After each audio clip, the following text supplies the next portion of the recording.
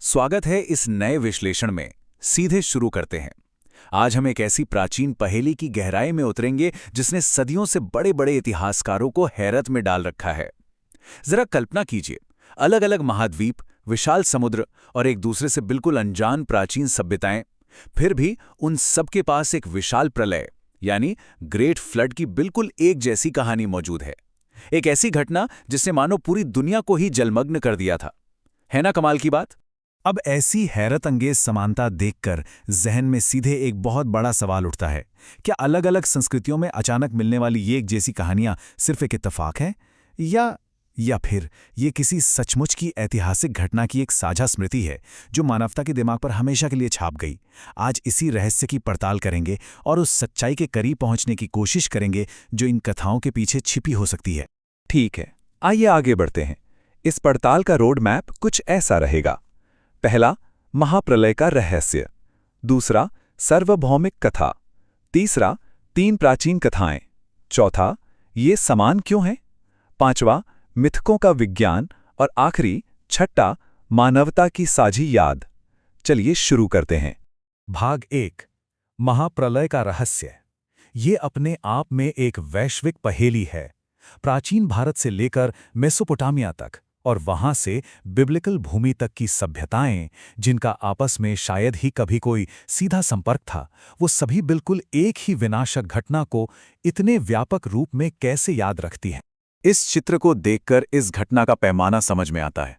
अलग अलग दिशाओं से लोग और नाव उस भयानक और अचानक आए जल सैलाब का सामना कर रहे थे।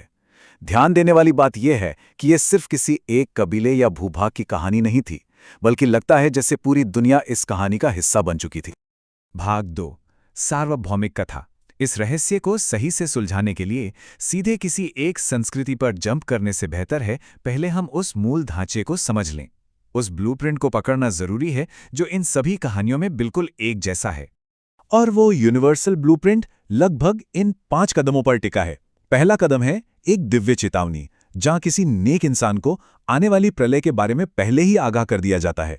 दूसरा, बचाव के लिए एक विशाल नाव बनाना। तीसरा, जीवन को बचाना, जिसमें परिवार, पशु पक्षी और बीजों को सुरक्षित रखना शामिल है। चौथा कदम, खुद वो भयानक बाढ़ जो पुरानी दुनिया धो डालती है। और 5वां कदम, एक नई शुरुआत, जब पानी उतर जाता है और सभ्यता को एक नया जन्म मिलता है। भाग 3 प्राचीन कथाएं। अब इस 5 कदम वाले संचय को अमली जामा पहनाने का वक्त आ गया है। हम बिल्कुल तटस्थ होकर 3 प्रमुख और प्राचीन कथाओं का तुलनात्मक विश्लेषण करेंगे जो इस ब्लूप्रिंट पर बिल्कुल फिट बैठती हैं। इस टेबल में उन 3 नायकों की कथाओं को आमने सामने रखा गया है। बाइबल से नोआ, मेसोपोटामिया से अत्रहासिस या उत्तुनपिष्टिम और प्राचीन भारत से मनु। इनमें समानताएं देखिए क्या गजब की हैं। नोआ को ईश्वर ने चेतावनी दी, उत्तुनपिष्टिम को देवता एया ने और मनु को मत्स्या ने। सबने नाव बनाई, परिवार और पशु पक्षियों को बचाया। और जब बाढ़ आई तो नोआ की नाव माउंट एरारैट पर, उत्तुनपिष्टिम की एक और पहाड़ पर और मनु की नाव सीधे हिमालय के क्षेत्र में आकर रुकी। लेकिन रुकिए, यहां सब कुछ बिल्कुल कॉपी पेस्ट नहीं है। विनाश के मूल कारण में इन कथाओं के बीच थोड़े सूक्ष्म अंतर जरूर हैं। बाइबल में नोआ की कहानी में मनुष्य के पाप और बुराइयों को इस विनाश का कारण बताया गया है। वहीं अत्रहासिस और उत्तुनपिष्टिम की कथाओं में देवता मनुष्यों के बेहिसाब शोर और बढ़ती आबादी से तंग आकर प्रलय लाने का फैसला करते हैं। अब प्राचीन भारत की कथा थोड़ी और विशेष लेवल पर चली जाती है। यहाँ मत्स्य अवतार, जो भगवान विष्णु का प्रारूप थे, उन्होंने आकर मनु को आगाह किया। पर सबसे दिलचस्प बात यह है कि उन्होंने सिर्फ एक परिवार को ही नहीं बचाया, उन्होंने वेदों को, ऋषियों के ज्ञान को और जीवन के बीजों तक को सुरक्षित रखा। इस कथा में डिवाइन प्रोटेक्शन तो है ही, पर साथ ही ज्ञान और सभ्यता की निरंतरता को जिंदा रखने पर सबसे ज्यादा जोर दिया गया है। भाग 4, ये समान क्यों है। कहानियां तो समझ ली, पर अब आते हैं इस खोज के सबसे मूल सवाल पर। आखिर हजारों किलोमीटर दूर बसे लोग, जिनका आपस में कोई वास्ता तक नहीं था, वो एक ही ठोस कथा तक कैसे पहुंचे? इसके पीछे क्या वजह हो सकती है? इसका जवाब काफी हद तक मानव स्मृति और परंपरा में छिपा हो सकता है। जब कोई बेहद भयानक ऐतिहासिक घटना घटती है, तो वो दिमाग पर हमेशा के लिए छप जाती है। उस जमाने की मौखिक परंपराएं, यानी कहानियों को सुनकर आगे बढ़ाने का तरीका, वो इतना मजबूत था कि इन कथाओं को हजारों सालों तक एक पीढ़ी से दूसरी पीढ़ी तक जिंदा रखा गया। जमीनें अलग जरूर थीं, पर बहुत संभव है कि उनका मूल सच एक ही रहा हो। चलिए देखते हैं कि यह मुद्दा और कितना गहरा होता है। भाग 5, मिथकों का विज्ञान। कहानियों और यादों को अगर हम थोड़ी देर किनारे रख दें तो अब वक्त है कुछ ठोस वैज्ञानिक और भूगर्भीय तथ्यों की तरफ रुख करने का। अब इस स्लाइड में जो हम देख रहे हैं वो दरअसल काफी चौंकाने वाला है।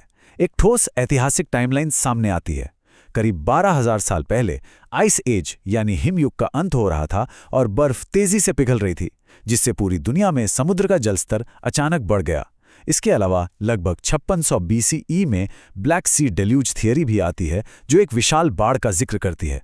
ये टाइमलाइन अचानक से इन प्रलय की कहानियों को कल्पना से निकालकर एक मजबूत ऐतिहासिक आधार दे देती हैं।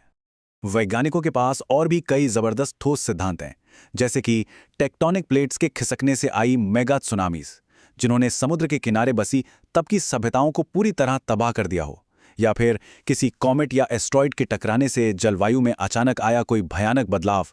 अब सोचिए, ऐसी आफत उस दौर के लोगों के लिए तो आधी दुनिया के खत्म होने जैसी ही थी, और शायद इसीलिए एक बेहद बड़ी स्थानीय तबाही को उन्होंने एक वैश्विक प्रलय के रूप में याद रखा। भाग 6, मानवता की साझी याद।